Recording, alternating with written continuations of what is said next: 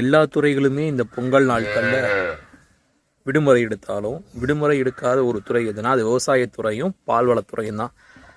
ஏன்னா இது ரெண்டுமே தமிழகத்துக்கு முக்கியமாக உணவு தரக்கூடிய ஒரு தொழில்.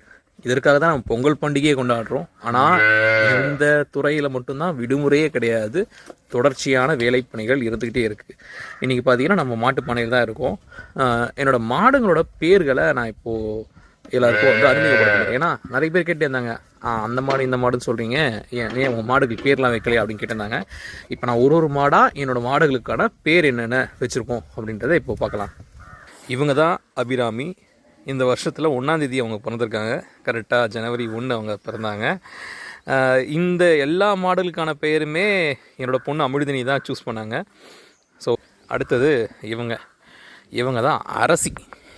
இதுவும் நாட்டு மாடு தான், நாட்டு கன்று கொடுத்து தான், திருவண்ணாமலை ரகத்தோட கன்று. இவங்க பேர் வந்து அரசி. இது நீங்கள் நம்பவே மாட்டீங்க, ஒரு 6 மாதத்துக்குள்ளே தான் இருக்கும் அந்த கன்றுக்குட்டியோட வயது வந்து பார்த்திங்கன்னா. ஆனால் கிட்டத்தட்ட உயரம் இப்பயே பார்த்திங்கன்னா ஒரு 2 அடிக்கு மேலேயே வளர்ந்துட்டாங்க. ஏன்னா நம்ம கரெக்டான முறையில் பராமரிப்பு செய்கிறதுனால இப்பயே 2 அடிக்கு மேலே வளர்ந்துட்டாங்க. இவங்க வந்து பார்த்திங்கன்னா திருவண்ணாமலை ரக நாட்டு மாடு. இவங்க பேர் என்ன வச்சுருக்கோம் அப்படின்னு பார்த்தீங்கன்னா அபிநயா. பேருக்கு ஏற்ற மாதிரியே நல்லா அபிநயங்களையும் கட்டுவாங்க, அழகாக இருப்பாங்க பார்க்குறதுக்கே. இவங்க பேர் வந்து அமுதா. ரொம்ப அருமையான மாடு. நம்ம வாங்கி இது வரையும் 3 மாதம் ஆக போகுது. இவங்க பேர் வந்து சந்திரா. இங்கே லோக்கல்லையே வாங்கின மாடு. இவங்க என்ன பார்த்திங்கன்னா என்ன சாப்பாடு வச்சாலும் சிந்தாமல் சிதறாமல் சாப்பிடுவாங்க. இவங்களுக்கு இருக்கிற தீவனங்கள் எல்லாத்தையுமே விரும்பி சாப்பிடுவாங்க. அதுவும் ரசித்து சாப்பிடுவாங்க. அது பார்க்கும்போது நம்மளுக்கே ஆசையாக இருக்கும், நம்ம கரெக்டான தீவனங்கள் தான் மாட்டுக்கு கொடுக்குறோம் அப்படின்றதுக்கு இந்த மாடு தான் ஒரு உதாரணம். இவங்க பெயர் ஆராதனா. பேருக்கு ஏற்ற மாதிரியே தினமும் இவங்களை ஆராதனை தான் பண்ணணும். ஏன்னா பால் கறக்கவே விட மாட்டாங்க. காலை கட்டாமல் பாலையே கறக்க முடியாது. நம்ம மிஷினை மாட்டினோம்னா எப்போ இவங்க எட்டி உதைப்பாங்களோன்னு இருக்கும்.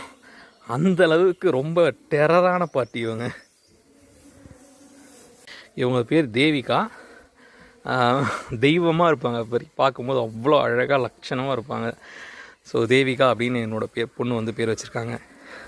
ஸோ யாருக்கு விடுமுறை வந்தாலும் இந்த பால் உற்பத்தி பண்ணுற பண்ணையாளர்களுக்கும் விவசாயிகளுக்கும் எப்பயுமே விடுமுறை கிடையாதுங்க. இதேமாரி தான் கோழிப்பண்ணை உற்பத்தியாளர்கள், ஆட்டு பண்ணை வச்சுருக்கிறவங்க எல்லாருக்குமே வந்து கண்டிப்பாக விடுமுறையே கிடையாது. அவங்களுக்கு வருஷம் ஃபுல்லாக வேலை செஞ்சு தான் ஆகணும். மக்களுக்கான உணவுகளை உற்பத்தி பண்ணி கொடுத்து தான் ஆகணும். ஸோ வந்து உழவர்களை போற்றுவோம். உழவர்களுக்கான இந்த திருநாள், உழவர் திருநாளை போற்றுவோம். எல்லோருக்கும் இனிய தைப்பொங்கல் திருநாள் நல்வாழ்த்துக்கள்.